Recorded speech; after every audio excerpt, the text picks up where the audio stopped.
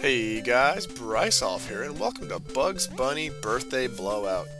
This is a game my younger brother got as a present once upon a time, and no one else in the family really appreciated this game like I did. I think we all beat it because I mean it's not the hardest platforming game out there, but we managed to get our way through. And in a funny semi-related story, and this talkthrough is going to be full of a lot of funny semi-related stories to this game.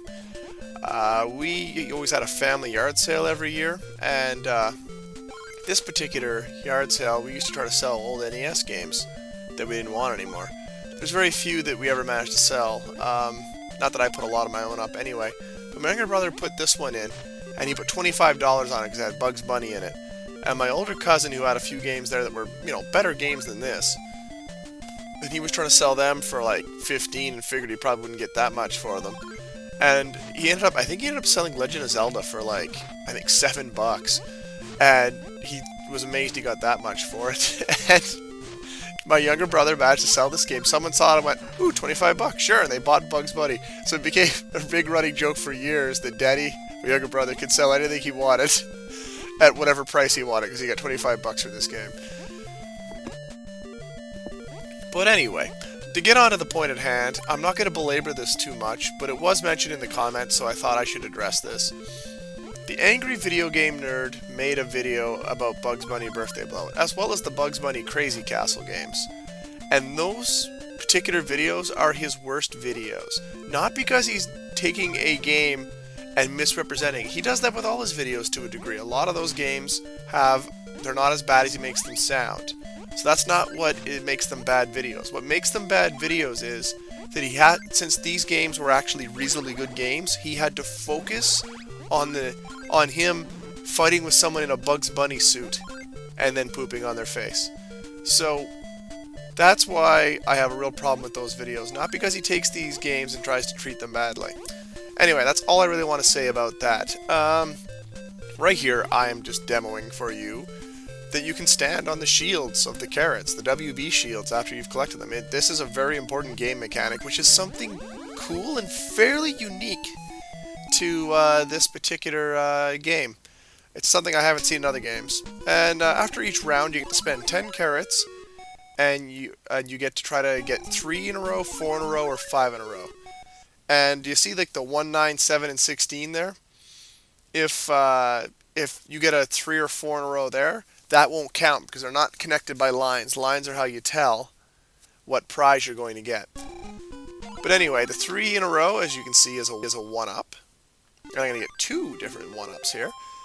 4 in a row is worth a 5-up, and 5 in a row is worth 50-up because, well, obviously, it's Bug's 50th birthday, so you get 50-up for getting a really good run like that.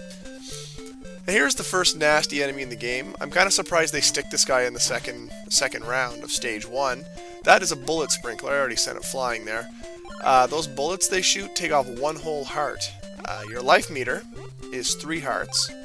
Each hit, basically from almost all the enemies in the game, will take a quarter of a heart. And by quarter of a heart, it'll just change its color, and it'll change through 3 or 4 colors, and then it'll disappear. And yeah, the bullets take off 1 whole heart, so instead of like 12 hits, like they're the equivalent of 4 damage. They're pretty nasty. And I'm going to try to explore as many areas in this game as I can, try to find as many nooks and crannies and as many carrots as I possibly can. However, I make no guarantees that I'll get to every single one. Just because there is a lot of spots to explore and a lot of blind falls and things, and I'll probably end up missing more than my fair share as the game goes along. But it is what it is. Now, you may have noticed that I jumped through that snake there and didn't take damage. The reason I didn't take damage was that when that snake is green, or in some of the levels, blue, that snake will not damage you. When it's red, it will damage you. An interesting game mechanic. I don't quite understand why it's like that, but it is. That heart I grabbed will completely refill your life. It's one of only 2 ways I'm aware of refilling your life in this game. The second being attacking what I would call the sun enemies. They're like those weird yellow bobbing guys. They score you a little bit of nice heartage. You'll see me stop occasionally to kill them and get that, because that is so important for keeping yourself alive in the later levels. And sometimes you'll notice too, I just take a hit. I try to avoid as many hits as I can, but since you have such a robust health meter for the most part, you can really plow forward in this game. And, you know, take a few hits to advance. And later on, you're going to have to take hits. Now that little icon there I grabbed that's changed the music now makes me jump much, much higher than I could before. And that'll last till I take a hit or I get to the boss. As you can see, my jump is just redonkulous right now. Just taking to the unfriendly skies and going. A lot of the enemies you'll notice too, if there's an opening where they fall in, after they're dead and off screen, they will immediately send new ones out.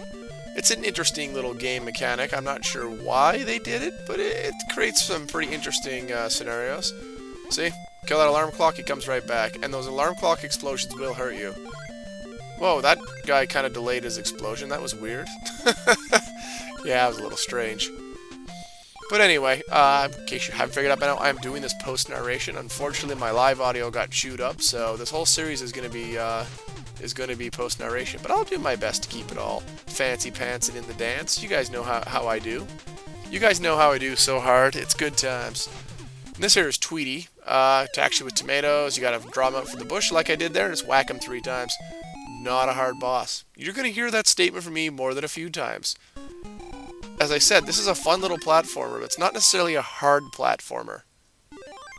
There's some unfair things about it, but it's just a fun, pick it up and play through it NES game. You know what I mean? Like, it doesn't try to pretend to be anything it's not. It says, here I am, this is what I am, enjoy. And that's all you can really ask of an NES game to do. Because some of them are so many balls hard that you never get to experience the whole game. It's kind of depressing, really, that's how it goes. It's just one of those unfortunate things. Anyway, on to round 3. Round 3 is full of spikes, and this is like the game ramping up now, because now you got those spikes, they take off 1 whole heart. They give you lots of safe places to stand, and they start bringing in more and more of the bottomless pits. They will kill you, the death pits, if you will. Now you see how that rock gets stopped by those shields? That'll actually play in some of the future levels. And that's a lot of carrots. I'm not sure why they just dashed so many together, but I'm not complaining, guys. I'm just saying I don't know why they did it. That's kind of silly-billy in the hilly. You know what I mean? It's one of those things. One of those things that I just don't get. Anyway, let's go inside of this rabbit hole, this burrow, and it's just a shortcut to later in the level, so I'm going to go back because I want to collect more carrots. And, yeah, something that I should actually talk a little bit about. Another example of just how this is a good NES platformer. The main thing I can point out is, well, 2 main things. One, you can control Bugs Bunny in the air when he's moving.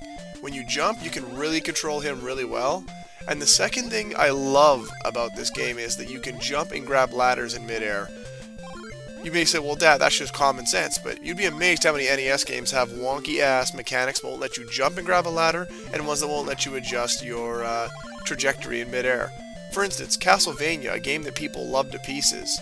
The original one, you couldn't adjust your jump in midair, and you couldn't jump onto a stairway partway and climb. I think you can do that in Castlevania 3, the jumping on the stairs part, assuming I think you hold up.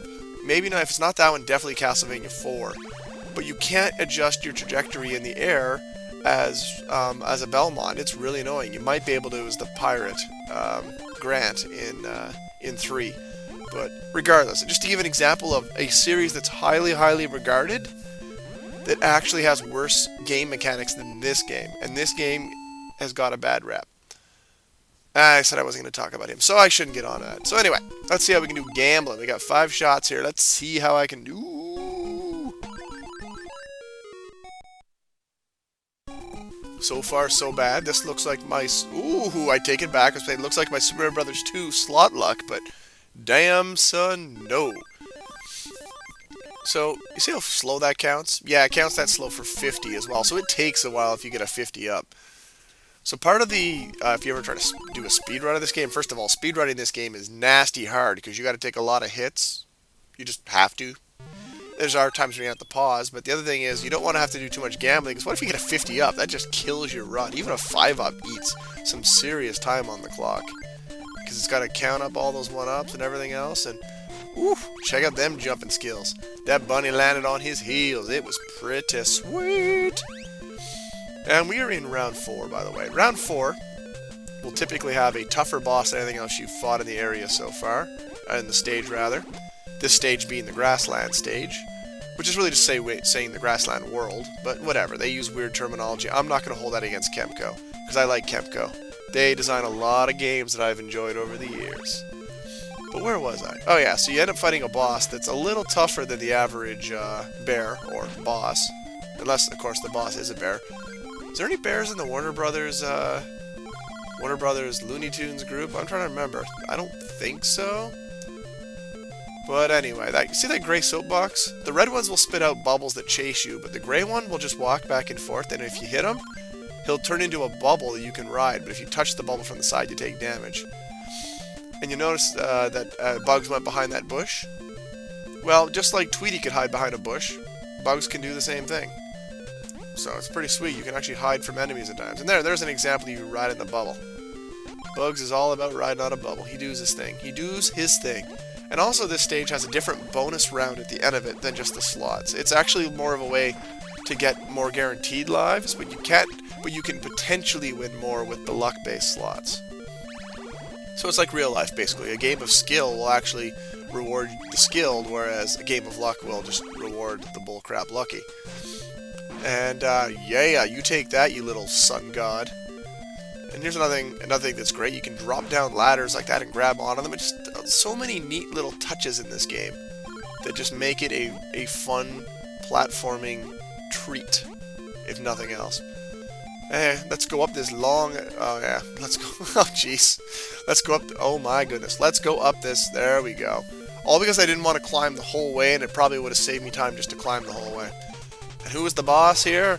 Why, it is Wile E. Coyote with a fork and knife in hand, running in place. And, wow, not a hard boss. Not a hard boss at all.